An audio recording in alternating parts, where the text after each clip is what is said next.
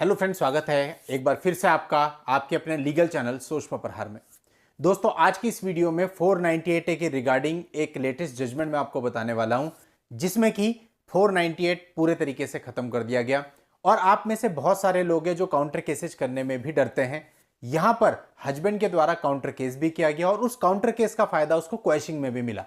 अब आप सोचिए, तो दोस्तों अगर गलत कोई भी कर रहा है, चाहे वो वाइफ पक्ष ही क्यों ना हो, उसका फायदा आपको मिलेगा। लेकिन हमारी मेंटेलिटी, हमारा सोचने का जो नजरिया है वो ऐसा बन गया है कि हमारे लिए तो कुछ है ही नहीं।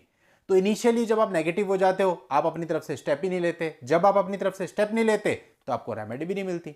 तो आज का ये मामला आप सभी लोगों के लिए बहुत इंपॉर्टेंट है। इस पूरे मामले के अंतर्गत पति के द्वारा सही समय पर कदम उठाए गए, काउंटर केस भी किया गया और फाइनली जो क्वेश्चन थी वो क्वेश्चन भी उसी आधार पर हो गई कि भाई पति ने अपनी तरफ से काउंटर केस किया हुआ है, यानी उन्होंने अपराध कारित किया था, एक केस चल रहा था और उसके बहुत समय के बाद पत्नी ने सोच समझ करके ये एफआईआर करवाई है। तो ये कहा जा सकता है कि रिवेंजफुल इंटेंशन से थी। लेकिन दोस्तों, इस पूरे मामले के तथ्य और फैक्ट्स पहले आपको जानने बहुत ही आवश्यक है, जो आज की इस वीडियो में मैं आपको क्लियरली बताने वाला हूं। बहुत इंपॉर्टेंट वीडियो सभी लोगों के लिए। अभी हाल ही का जजमेंट है 2022 का। तो दोस्तों, सभी लोग इस वीडियो में आखिरी तक बने रहिएगा। चैनल को आपने अभी तक भी सब्सक्राइब नहीं किया है तो चैनल को सब्सक्राइब करके नोटिफिकेशन बेल पर जरूर क्लिक कर दे, क्योंकि इस वीडियो से बहुत कुछ आपको सीखने को मिलने वाला है। देखिए दोस्तों, अब इस मामले के फैक्ट्स को हम समझते हैं। यहां पर लड़की ने अपने भाई के साथ जाकर के एक कंप्लेंट पुलिस में दी। उसने बताया कि 2016 में उसकी मैरिज हुई थी और उन्होंने सफिशिएंट डाउरी अपनी शादी में दिया था। शादी का जो खर्चा था वो 15 लाख रुपए हुआ था और 15 लाख रुपए उन्होंने दिखाया कि हमने कैश दिया था टीके के टाइम पे। आगे उसने बताया कि कुछ समय के बाद ही उसके जो ससुराल वाले थे और पति था, वो दहेज की, अतिरिक्त दहेज की डिमांड करने लगे और साथ ही उसके साथ मारपीट करने लगे, उसे प्रताड़ित करने लगे। और यह भी बताया कि बहुत बार उसके फादर ने उसके पति को और इन लॉज को बुलाया, लेकिन वो लोग नहीं आए। उसके बाद उसने काउंसलेशन सेंटर में भी एक कंप्लेंट करी, परंतु वो भी फ्रूटफुल नहीं रही। पति, देवर, ससुर और ननद पे उसने आरोप लगाया कि वो सब मिलकर के उससे 15 लाख रुपए की डिमांड कर रहे हैं एक फ्लैट को परचेज करने के लिए, लेकिन वो उस डिमांड को पूरा नहीं कर पाई।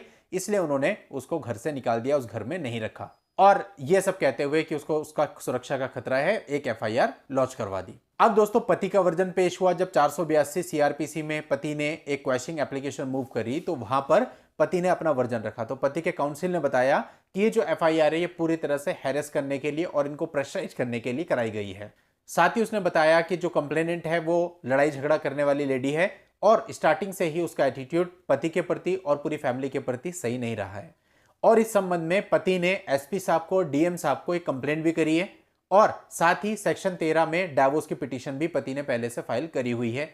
इसके साथ ही पति के फादर ने, यानी कि ससुर साहब ने भी एक केस कंप्लेनेंट पर किया हुआ है अंडर सेक्शन 406 और 504 ऑफ आईपीसी में। ननद पर इल्जाम लगाए हैं, लेकिन जो ननद है वो मैरिड है और वहां पर नहीं रहती है और उसकी शादी इनकी शादी से पहले ही हो गई थी। और जितने भी एलिगेशंस हैं वो नेचर में सारे के सारे जनरल और वेग हैं, इसलिए ये एफआईआर क्वैश होने योग्य है और इसको पूरे तरीके से क्वैश कर दिया जाना चाहिए। अब दोस्तों, कोर्ट ने दोनों पक्षों के बातों को सुना और सारे फैक्ट्स को देखा जितने भी रिकॉर्ड पर थे, और कोर्ट ने यह माना कि ये तो कंफर्म है कि पति की तरफ से एसपी और डीएम साहब को भी एक एप्लीकेशन दी गई है और यह भी कंफर्म है कि उसने सेक्शन 13 में डाइवोर्स की पिटीशन फाइल की हुई है। यह भी कंफर्म है कि फादर इन लॉ ने अपनी तरफ से बहू पर केस किया हुआ है और यह भी कंफर्म है कि दोनों पक्षकारों के बीच में कुछ ना कुछ कॉम्प्रोमाइज हुआ था।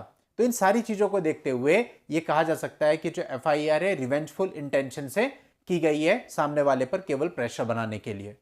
और यह फैक्ट भी निकल के आ रहा है कि पत्नी ने अपना घर खुद स्वयं की मर्जी से छोड़ा है। यहां पर जो फॉल्ट है वो पत्नी के पार्ट पर है और इसलिए ये जो एफआईआर ये क्वैश होने लायक है और मध्य प्रदेश हाईकोर्ट ने इस एफआईआर को क्वैश कर। तो दोस्तों, इस प्रकार से पति को राहत मिली क्यों?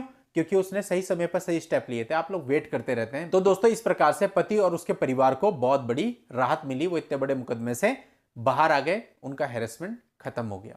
आप लोगों को इस जजमेंट का लिंक इस वीडियो के नीचे डिस्क्रिप्शन में मिल जाएगा। वहां जाके आप इस जजमेंट को पढ़ सकते हैं, कॉपी और डाउनलोड कर सकते हैं और अपने मामले में परिस्थितियां सेम होने पर यूज भी कर सकते हैं। आज की इस वीडियो में इतना ही। नेक्स्ट वीडियो में नई लीगल जानकारी के साथ मैं आपसे फिर मिलता हूं। तब तक के लिए goodbye and thank you for watching. Take care.